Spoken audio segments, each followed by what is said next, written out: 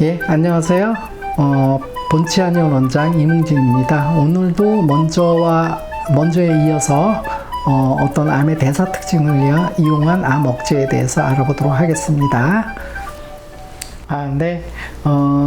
한약재 개똥쑥에서 추출한 그 말라리아 예방 내지 치료약으로 쓰는 아르테수네이트라는 그 약재가 있는데, 이게 또 암 억제를 어떻게 하는지 한번 살펴보도록 할 거고요.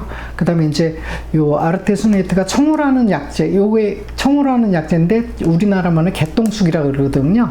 바로 요 개똥쑥에서 요 아르테수네이트라는 어떤 그 축축물을 이제 유도를 해내서 말라리아 치료제가 그전에는 없었는데, 이분에 의해서 이제 말라리아 치료제가 이제 개발이 됐어서 이분이 이 공로로 노벨상을 받게 되셨어요. 되게 의미가 있는 약재인데, 다음 한번 넘어가면 일단은 아르테수네이트의 암세포 선택적인 페로토시스 원리인데, 이 페로토시스가 뭐냐면 철분 의존성 사멸이라 그래요. 그래서 우리가 보통 세포 사멸에는 첫째는 이제 네크로시스라는 게 있고요. 요거는 뭐냐면 염증으로 인해서 세포가 죽는 거를 갖다 네크로시스라 그러고요. 그 다음에 두 번째는 또 세포 자살이라 그랬고 아포토시스라 그러거든요. 요거 자주 나왔죠. 아포토시스 뭐 이런 얘기들. 그 다음에 이제 세 번째는 뭐냐면 요 네크로시스하고 아포토시스하고의 약간 그 합성형이 있어서 네포토시스라 그래요. 그런 게 또 하나 있고요. 그 다음에 이제 또 세포 사멸하는 원리 중에 바로 이제 요 페로토시스라는 게 또 하나 있는 건데, 오늘은 요 철분 의존성 사멸에 대해서 좀 살펴보도록 하겠습니다.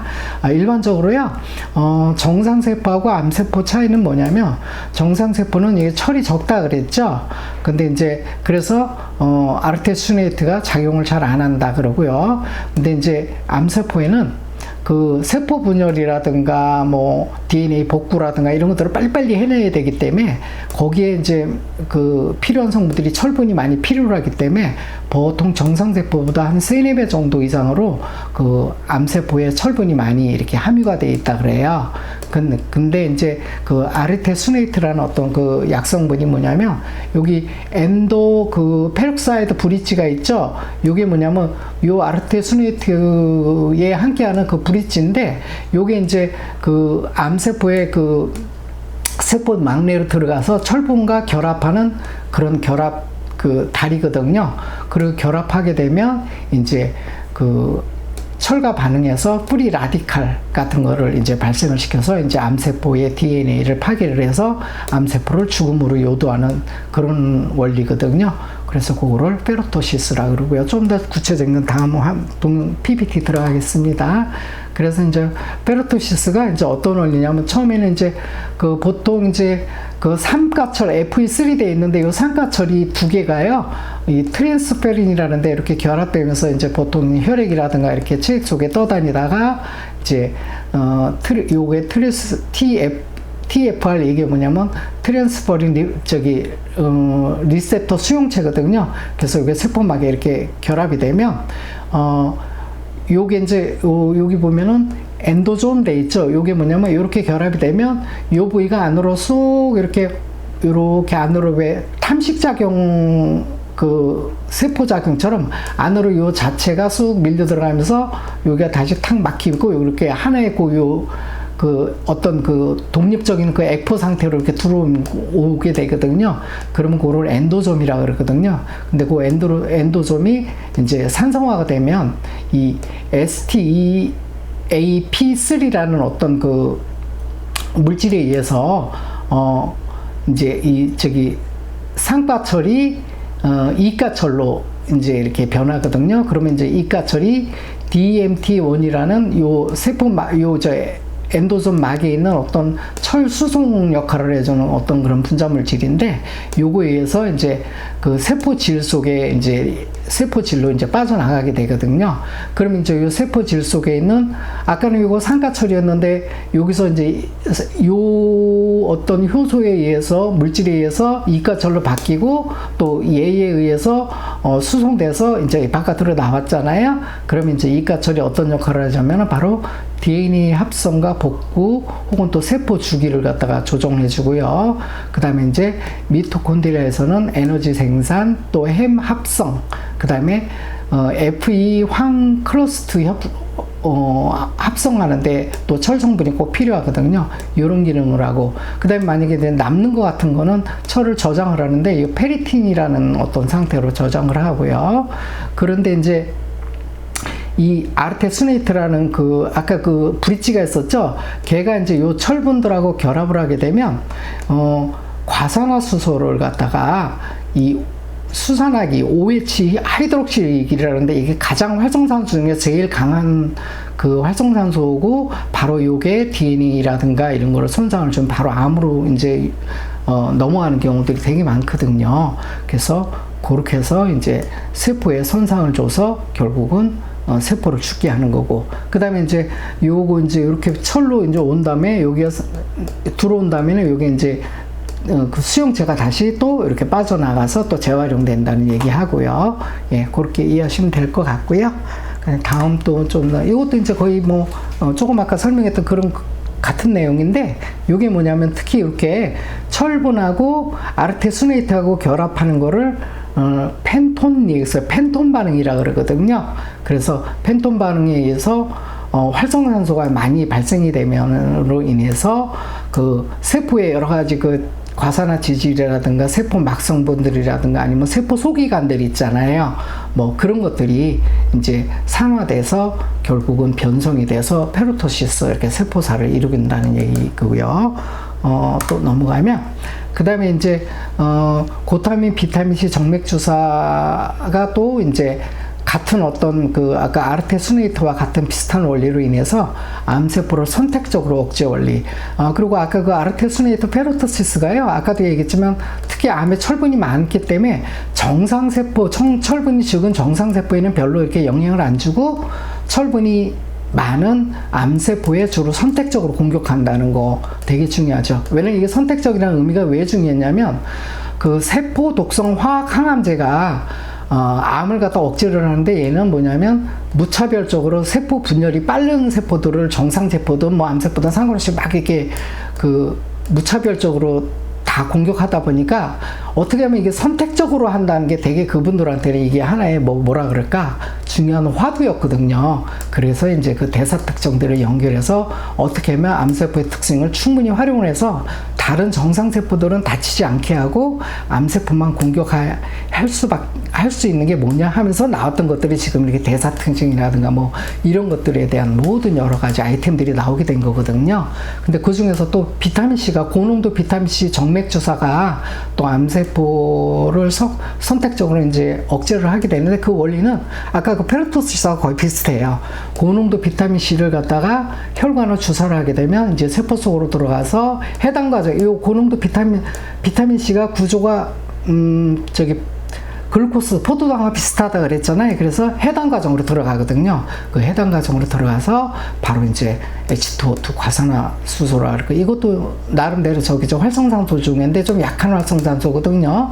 근데 요게 이제 암세포는 또 요 활성산소가 아까 암세포는 철분이 많다 그랬잖아요. 철하고 결합이 되면 또 아르테수네이트처럼 그 하이드록시 OH기로 바뀌거든요. 그러면 걔가 무서운 어떤 활성산소가 돼서 결국 암세포의 핵에 있는 DNA를 손상을 시켜서 이제 그 여러 가지 이런 해당 과정 과정 통해서 암세포를 또 죽이게 하는, 똑같은 페로토시스 원리하고 같은 원리 방식으로 이렇게 이제 한다는 어떤 얘기들이고요. 그래서 이제 결국 미토콘드리아의 산화적 인산화를 억제를 해서 또 한 분야에서는 ATP 에너지를 다운시켜서 세포의 어떤 활동력 자체를 또 이렇게 좀 저하시켜서 또 세포를 억제하게 된다는 두 가지 의미 또 있고요. 그 다음에 이제 아까도 얘기했지만 그 아르테수네이트를 이용한 어떤 페로토시스하고요. 그다음에 고냉도 비타민C 정맥 주사를 같이 둘 다 같이 이제 요거를 하고 또 요거를 동시에 같이 하게 되면 페로토시스가 상승 효과가 되면서 이 활성산소의 어떤 그 피폭을 더 암세포에 강하게 충격을 줌으로 인해서 좀 더 확실한 세포살을 일으킬 수 있다는 어떤 그 내용을 갖다가 지금 표시한 거고요. 네. 그 다음에 이제 또 항암제 방사선 후에는 여러 가지 이제 활성산소, 결국은 항암제 방사선도요, 활성산소를 많이 발생시켜서 암세포를 갖다가 죽게 만드는 원리거든요, 기본 원리가. 근데 이제 뭐냐면, 우리가 흔히들 항산화제를, 일반적으로 활성산소를 없애고 만성염증을 안 넘어가기 위해서 항산화제를 많이 복용을 하잖아요. 근데 이 항산화제를 먹는데도 약간 지혜가 필요하고 전략이 필요하다는 얘기를 드리는 거예요. 뭐냐면, 항암제 방사선은 목적이 뭐냐면 암세포에 활성산소를 많이 발생시켜서 암세포를 우리가 죽이고자 해서 암세포를 억제하려고 하는 건데, 이때 항산화제 많이 먹어주게 되면은 부작용은 완화될 수 있지만 항종양 효과는 약화시킬 수 있다는 얘기가 있고요. 그 다음에 또 하나는, 그래서 가능하면 이때는 오히려 항산화제로 활성산소를 갖다가 감소시키려고 할 게 아니라 바로 항산화제를 억제를 시켜서 오히려 활성산소 혹은 활성산소를 억제하는 티오레독신 요런 게 뭐냐면요, 세포 내에 활성산소를 무독화시키는 활성산소 해독제거든요. 그러니까 이런 것들이라든가 아니면 외부에서 항산화제 이런 것들을 오히려 억제할 수 있는 어떤 그런 작전을 짜서 활성산소를 아주 피폭을 암세포가 제대로 받게 하자, 이런 의도거든요. 그래서 그때는 오히려 티오레독신이라는 항산화 기전을, 우리 세포 내의 항산화 기전인데, 요거를 갖다가 억제하는 약물을 쓰는데, 바로 오라누판이라는 요 약물이 바로 암세포의 항산화력을 약화시켜서 암치료 효과를 높일 수 있다는 요런 하나의 전략이고요. 그 다음에 또 하나는 바로 우리가 항산화제를 갖다가 먹지 않거나 혹은 원인 제공을 안 해주면은 또 활성산소가 극대화되면서 암세포를 이렇게 좀 더 치명적으로 억제를 할 수 있다는 그런 원리입니다. 그리고요, 그 다음에 이것도 거의 비슷한 얘기인데, 방사선 세포독성 화학암제 치료 후에 활성산소 증폭으로 암세포를 자살 유도를 또 강화할 수 있는 전략. 그래서 이 전략을 짜는데, 보통 이제 가끔 이런 얘기들이 있거든요. 항암제를 하고 나서 활성산소가 많이 발생이 돼서 암세포가 죽는데, 사실은 그때 여파로 뭐가 죽냐면 정상세포도 되게 많이 죽어나가요. 그러면 과연 이때 항산화제를 쓰는 게 나을 거냐, 아니면은 차라리 안 쓰는 게 낫냐, 그러니까 활성산소를 더 발생시키는 게 좋냐, 아니면 활성산소 발생을 억제하는 게 좋냐, 이런 데 딜레마에 빠질 수가 있잖아요. 그래서 이제 기본적으로 이제 강한 전략으로 아까 같이 비타민 C라든가 뭐 이런 것 통해서, 혹은 항산화제를 통해서, 혹은 산화 억제제를 억제하는 약물을 통해서 이제 활성산소를 증폭시켜서 암세포 자살 유도를 강화하는 전략을 쓸 수 있는 게 좀 체력이 좀 강한 사람들 있잖아요. 그러니까 그분이 항암제 치료를 받은 분이 체력적으로 좀 강한 그래도 좀 아직까지는 강한 체력이 좀 있는 사람 같으면 이 전략을 쓰는 게 좋고요. 정말 빌빌거리고 맥도 못 추고 이런 분들한테는 이 전략보다는 차라리 활성산소를 감소시켜서 정상세포를 갖다 보호해서 활성산소 피폭으로부터 정상세포가 빨리 회복될 수 있게 해주는 그런 어떤 항산화제를 많이 복용을 한다든가 야채, 녹즙 이런 것들을 복용을 해서 오히려 몸을 보호하게 해주는 게 오히려 더 체력이 약한 분들한테는 그쪽 방향으로 가는 게 더 현명하다는 얘기를 이렇게 드리고요. 그래서 이제 어쨌든 이 강화 전략은 뭐냐면, 어쨌든 방사선 치료 항암제로 암세포를 공격을 하면 역시 활성산소 생산량이 많이 증폭이 되는 어떤 유도를 해서 죽이는 목적인데, 특히 이제 요때 호흡효소를 항진시키는 DCA라는 디클로로 아세트산 나트륨이라는 건데, DCA라는 물질이 또 이 활성산소 생성량을 해줘서 좋고요. 이것도 조그맣 전에 그 대사의 강화에는 어떤 암세포 억제하는 물질이 2DG니 DCA니 인돌리메탄 할 때 나왔을 거예요. 그 성분이고요. 그 다음에 이제 또 활성산소 발생을 항진하는 얘기했죠. 앞에서 아르테수네이트, 또 메트포르민도 마찬가지고요.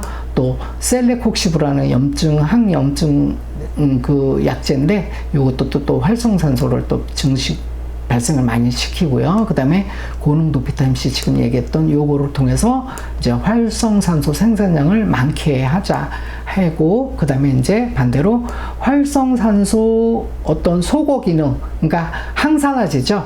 요 항산화제를 억제를 해서, 그래서 항산화제 억제를 하는 오라노판이라든가 디설피람이라든가 2DG, 이 2디옥시글루코스, 요 DCA 또 나오네요. 여기 요런 물질들을 이제 또 활용을 하게 되면 이제 활성산소 소거를 못하게 되니까 당연히 암세포가 산화스트레스를 극대로 받겠죠. 그래서 암세포를 아포토시스 죽여버리는 그런 전략을 짠다는 어떤 방안입니다. 그 다음에 이제 또 이거 같은 맥락인데, 항암제 감수성 높이기, 그래서 유전 핵전사인자 NRF2 억제를 하는 어떤 방식인데요. 항암제 감수성을 높인다는 얘기가 뭐냐면, 항암제가 활성산소를 발생시켜서 세포를 죽인다 그랬잖아요. 근데 암줄기 세포 같은 거는 내성이 생겨서 이런 감수성이 되게, 그 항암제 치료에 불응한다 그러거든요. 그걸 감수성이 낮다 그러고요.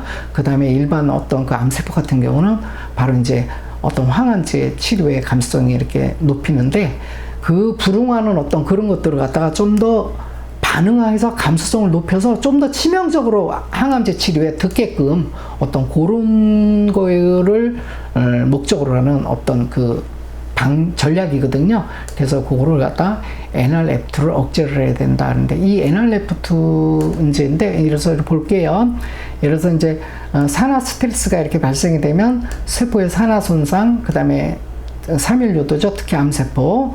근데 이제 보통 이제 몇 가지 이제 아까도 얘기했지만 아르테수네이트하고 반지련이라는 한약제하고요. 그 다음에 고농도 비타민C 주사가 이렇게 이제 활용해서 활성산소를 많이 발생시켰잖아요. 그 다음에 이제 당연히 방사선 항암제가 또 활성산소 이렇게 나오게 하는데, 그 다음에 이제 DCA, 요거 이제 디클로로 아세트산 나트륨, 요게 바로 DCA라는 거예요. 약자로는요.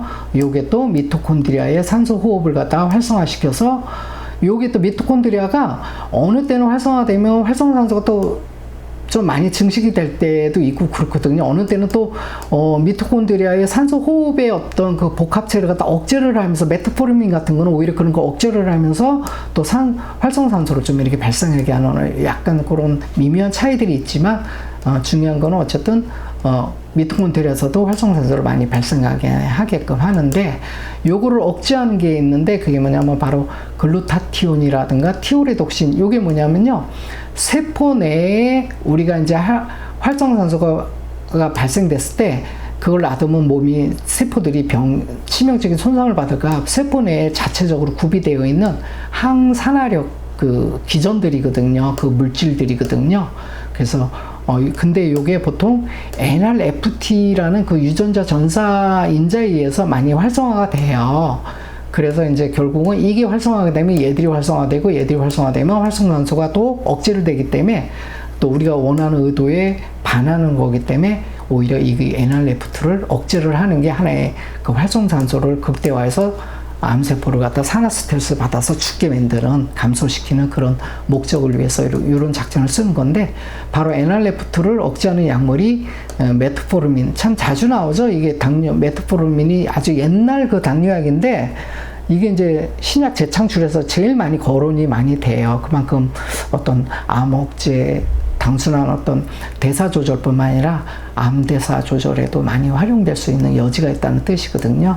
그리고요, 2DG 글루코스, 그 다음에 또 황금 요 약재 많이 나왔죠. 그리고 또 요 황금하고 또 비슷한 약재 반지련이요. 또 어떤 성질이 또 황금하고 비슷해요. 두 가지가 공통점이 있어요. 그래서 이런 것들이 이렇게 NRF2를 억제를 하고, 그 다음에 또 이제 그 세포 내 항산화 독소를 해독하는 어떤 그런 것들을 또 디설피람이라든가 오라노판이 또 이렇게 억제를 하고, 그래서 이런 약물들을 또 쓰게 되면, 특히 이제 항암제 방사선 이후에 이런 약물들을 활용하게 되면 그 활성산소가 충분히 증폭이 돼서 암세포를 갖다 이렇게 많이 파괴할 수 있다는 얘기. 그래요. 그래서 항암제 그 감수성을 높이는 방법 중에 한 방법도 그렇게 있다는 얘기 하고요. 예, 그래요. 오늘 여기까지 이제 강의 드리고요. 대신에 우리 요런 거 하나 있어요. 우리 이제 결국은 뭐 예를 들어서 대사를 조정을 하고, 혹은 뭐 항산화제를 어떤 활성산소를 통해서 또 암세포에 어떤 암세포만 또 골라서 죽이고 하고 어떤 이런 것들이 있는데, 결국은 뭐냐면 병이라는 게 우리 몸에 원래 생명 주체 능력이 있거든요. 근데 그 주체 능력이요 3요소로 구성이 돼 있거든요. 그래서 우리 옛날에 특히 동의보감에서 그걸 정기신이라 그랬어요. 그래서 정은 일단 신부터 얘기할게요. 신은 상부의 뇌하고 통하는 거죠. 그 다음에 기는 뭐냐면 우리 가슴에 이제 심장하고 바로 직통되는 거하고, 그 다음에 정은 뭐냐면은 하초 쪽으로 해서 배의 어떤 배심이라든가 그래서 이게 점점 이렇게 생명으로 갈수록, 요게 심장을 기준으로 해서 생명으로 갈수록 약간 우리 의지적으로 통제가 안 되는 약간 베이스 세계고, 무의식적으로 자동으로 조절하는 자동 조절 시스템으로 가는 어떤 에너지를 정이라 그랬고요. 우리가 의식적으로 컨트롤할 수 있는 두뇌 기능이라든가 뇌 의지 기능이라든가 이런 것들을 갖다 신이라 그랬거든요. 기본 개념으로. 그리고 이제 심장의 어떤 활력이라든가 생명의 활력 자체를 기라고 봤기 때문에 우리 요 정기신 세 가지를 갖다가 이제 생명의 삼보라 그랬거든요. 근데 이 생명의 삼보가요, 그 바른 척추가 딱 반듯해 가서 머리와 가슴과 하초, 하단전, 단전이라 그러면 딱 좋을 것 같아요. 정이라는 게. 뭐 장기로는 심장이고, 우리 심은 요건 장기로 볼 땐 심장이 심내, 뇌심, 심내 동원이라 그랬고 심내를 같이 얘기하고요. 그 다음에 기는 보통 이제 중초기운의 어떤 우리의 그 상과 위와 아래를 갖다 이렇게 내려오게 하고 올라가게 해가지고 소통시켜줘 놓은 중간에 어떤 가슴 기운을 갖다가 기라 그랬거든요. 그런 상중하초 이런 개념을 가지고 이 생명의 삼보라 그랬는데, 어쨌든 이 생명의 삼보가 잘 정은 위로 올라가고 신은 밑으로 내려가면서 계속 이렇게 끊임없이 수승하강이라 그래갖고 이 계속 순환무단하면서 계속 잘 돌아갔을 때 우리 전체적인 모든 혈액순환도 잘 되고, 여러 가지 우리 생체의 모든 경락 기능이니 무슨 호르몬 기능이니 신경, 혈관 모든 기능들이 원활하게 잘 순환이 됨으로 인해서 건강을 지킬 수가 있게 되고 그런 거기 때문에 바로 생명의 삼보를 갖다 정기신이라고 했는데, 바로 바른 척추를 유지할 때 삼보가 극대 강화가 되고 그거의 기본이 되거든요. 그리고 바로 이런 그 생명의 삼보가 건강하게 되면요, 이 건강한 어떤 삶의 습관을 갖추고 어떤 자세를 유지하게 되고 어떤 방향을 잡게 되면 암이니 뭐니 이런 것들이 쳐들어올 수가 없는 상황이 되는 거거든요. 그래서 최종 목적은 결국은 바로 정기신 삼보 생명조절 주체 능력의 3요소거든요. 요거를 갖다가 보호하기 위해서 지금까지 여러 가지 이런 방법 저런 방법 저런 얘기 이런 얘기 다 드린 겁니다. 결론은 이겁니다. 네, 오늘도 암세포의 어떤 대사 특징을 이용한 어떤 억제 방법, 특히 이제 페로토시스에 대해서 알아봤는데요. 지금에 알아본 페로토시스라든가 페로토시스 방법이라든가 또 전 시간에 알아둔 대사 억제 특징 이런 것들도 결론은 본질은 뭐냐면요, 인체의 생명 조절 주체 능력을 갖다가 제대로 이렇게 발휘될 수 있는 여건을 만드는 거거든요. 근데 우리 그 동의보감에서는요, 그 생명 주체 능력을 정기신이라 그래갖고요. 생명의 3보 내지는 3요소를 이렇게 보았거든요. 그래서 결국은 생명의 3요소를 갖다 잘 3보배죠. 그거를 잘 이렇게 배양을 하고 관리를 하게 되면 그 어떤 암뿐만 아니라 대사질환들 안 생기게 도 모든 병, 바이러스 감염이라든가 이런 것들도 충분히 커버할 수 있는 능력이 생기는 거니까요. 근데 그게 잘 소통이 되려면 기본적으로요. 그 신은 뇌와 머리잖아요. 그 다음에 이제 기는 가슴 기운이고요. 그 다음에 이제 정은 이 하초 부분이거든요. 그러면 상중하가 소통이 잘 돼야 되거든요. 그러려면 기본적으로 척추, 인체의 어떤 대들보 기둥인 척추가 반듯해야 되는 게 가장 기본 요소가 되겠죠. 그렇게 됐을 때 어떤 수승화감이라든가 전기신이라든가 이런 것들이 상하 소통이 잘 되면서 경우 혈액순환도 잘 되게 되고 기혈순환도 잘 되게 되고 그 다음에 뭐 경락이라든가 호르몬이라든가 뭐 이런 것들이 전부 순환들이 잘 될 수 있어서 건강해질 수밖에 없거든요. 그래서 그거를 간단히 그냥 저 동의보감에서는 정기신 3보라 이렇게 표현했으니까요. 근데 그게 바로 바른 자세 유지할 때 가장 원활하게 잘 돌아갈 수 있는 가장 기본 조건이라는 거 꼭 명심하시고요. 예, 오늘 여기까지 하겠습니다.